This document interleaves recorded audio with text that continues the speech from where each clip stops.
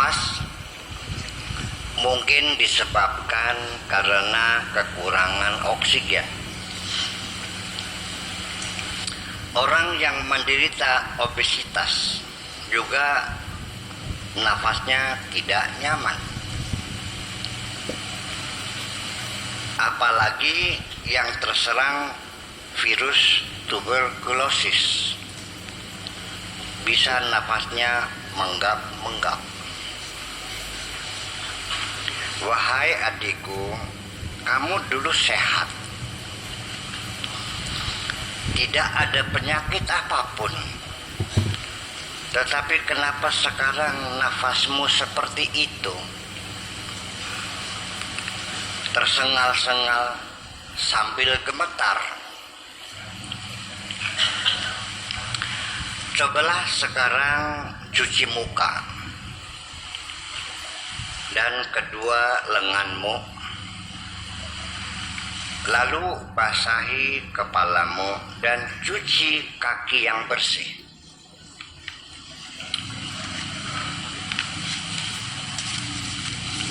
Duduk di kursi ini dengan posisi yang nyaman. Pejamkan matamu, tarik nafas.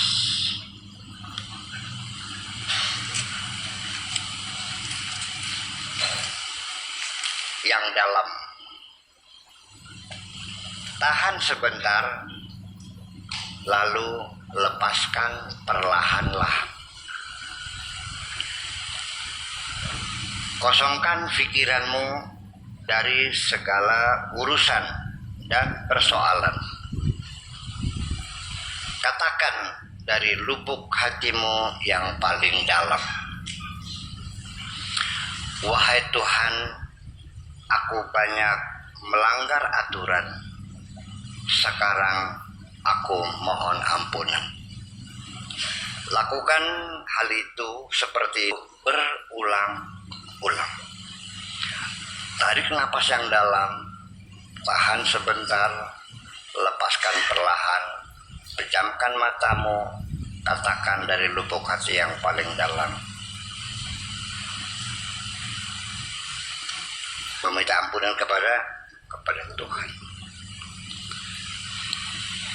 Ketahuilah, wahai adikku, nafasmu yang sesak itu adalah akibat dari dosa-dosa yang kamu lakukan selama ini.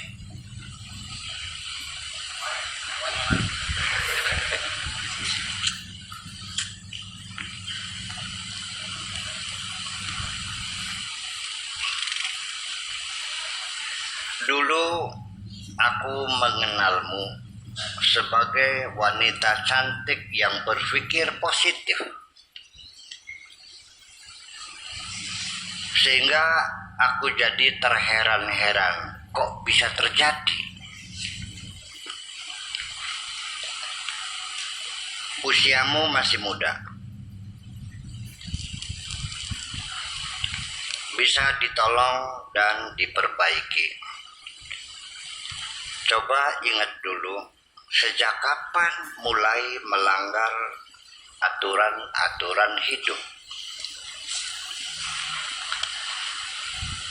Memang pasti awalnya kecil dulu, lalu membengkak dan menggelembung. Selama itu engkau tidak merasa. Sekarang baru meledak, membuat nafasmu sesak.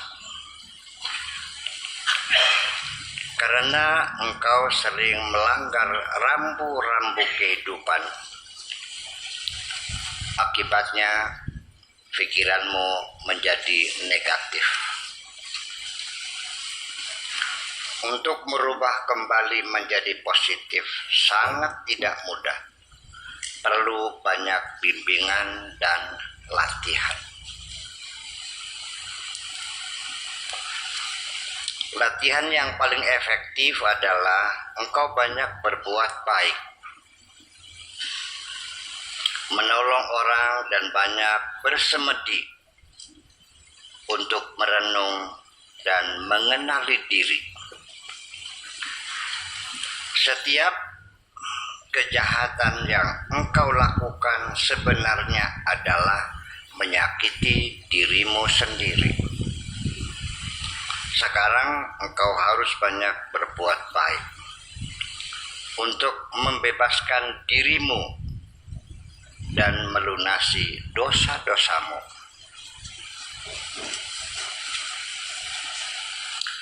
Untuk membangun pikiran positif, tidak kurang pentingnya dilakukan tune up pola pikirmu dengan pemahaman yang kondusif.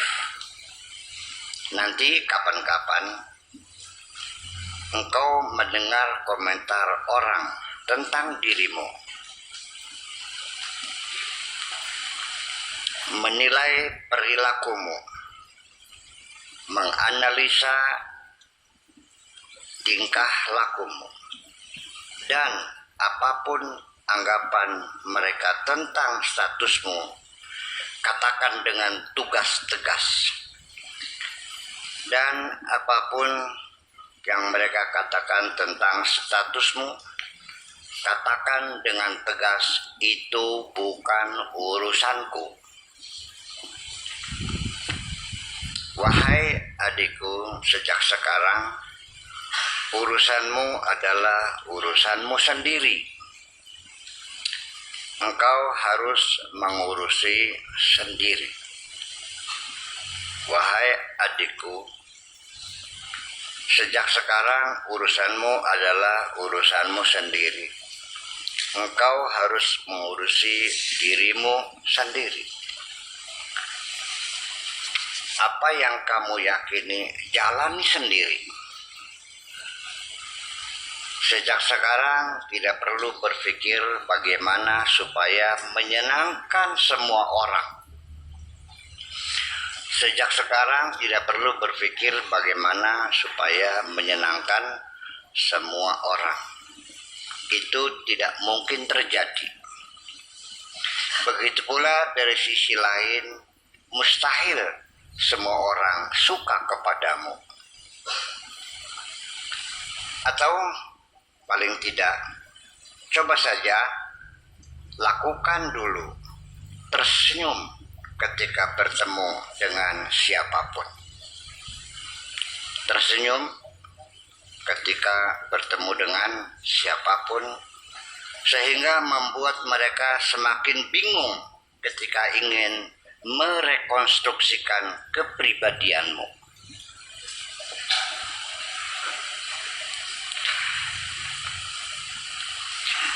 Merubah pola pikir itu tidak mudah. Bukan pindah dari ruangan negatif ke ruangan positif. Ruang pikirmu tetap, tetapi dibersihkan dari energi-energi negatif. Proses pembersihan ini memerlukan upaya keras dan memakan waktu yang cukup lama sampai steril betul. Setelah itu lalu diisi dengan energi-energi positif. Juga sama memerlukan latihan panjang. 52. Untuk itu, Apa iya? sementara waktu mulai saja dulu dengan yang paling ringan. Sebab sekarang engkau paling tidak harus segera merasa nyaman dalam menjalani kehidupan ini. Untuk itu, sementara waktu mulai saja dulu dengan yang paling ringan.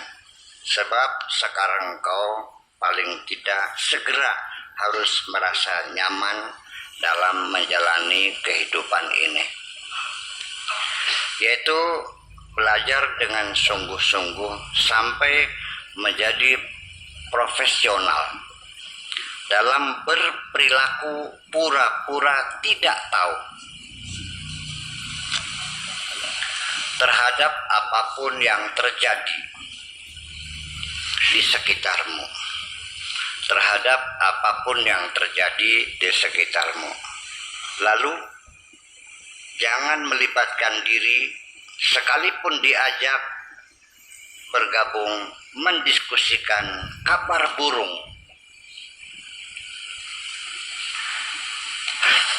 Untuk membangun kondisi kepercayaanmu, untuk membangun fondasi kepercayaanmu supaya kokoh dan kuat, ada 3 hal yang tidak boleh engkau lupakan.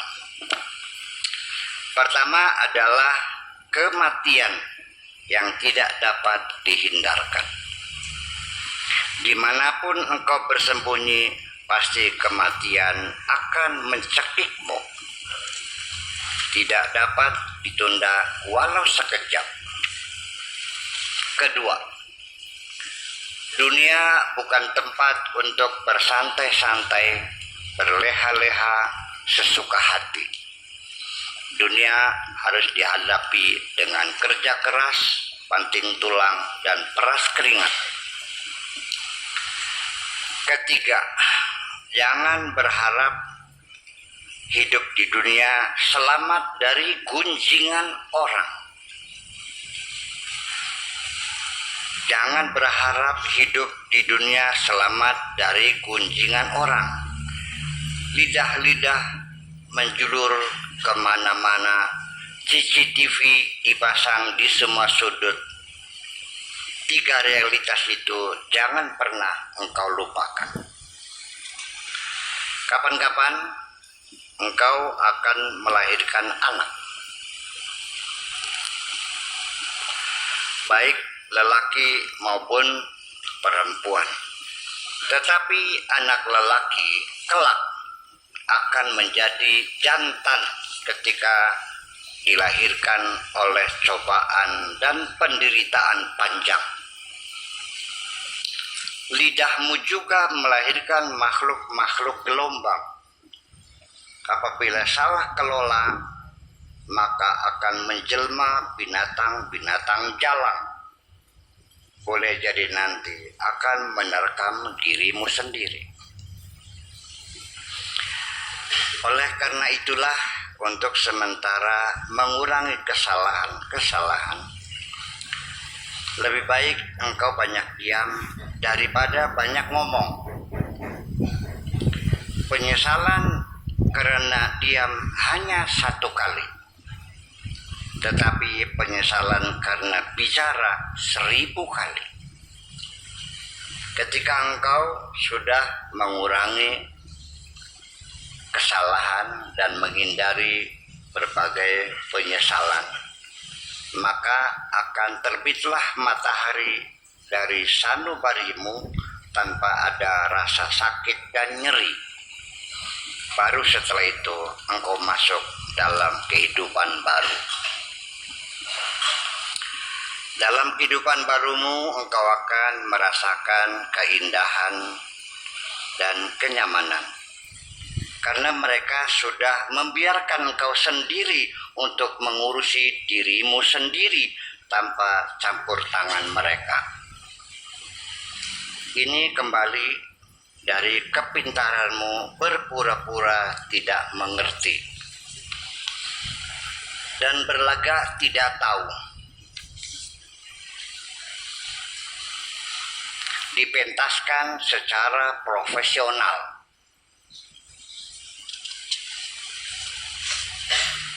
Ini kembali dari kepintaranmu berpura-pura tidak mengerti dan berlagak tidak tahu, yang dipentaskan secara profesional. Ini yang mampu mengembalikan kepribadian seseorang kepada bentuk alaminya. Walau bagaimanapun tidak dapat dianggap ringan. Memang sementara ini kita sedang diuji oleh Tuhan.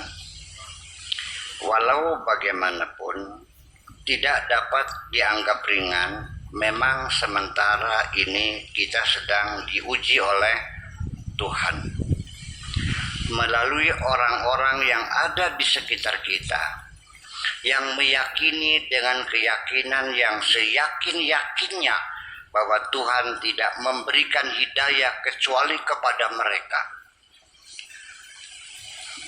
Kita sedang diuji oleh Tuhan, yaitu melalui orang-orang yang ada di sekitar kita yang meyakini dengan keyakinan yang yakinnya bahwa Tuhan tidak memberikan hidayah kecuali kepada mereka. Virus seperti ini menular sangat cepat, tidak terkendali, dan akhirnya memberangus semua harapan dan cita-cita berbagi kebahagiaan dengan sesama. Setelah itu berpikir positif, tidak lebih. Setelah itu berpikir positif, nantinya tidak lebih dilihat hanya sebagai barang lelucon. Setelah virus itu memberangus semua harapan dan cita-cita, setelah itu berpikir positif nantinya tidak lebih dilihat hanya sebagai barang lelucon.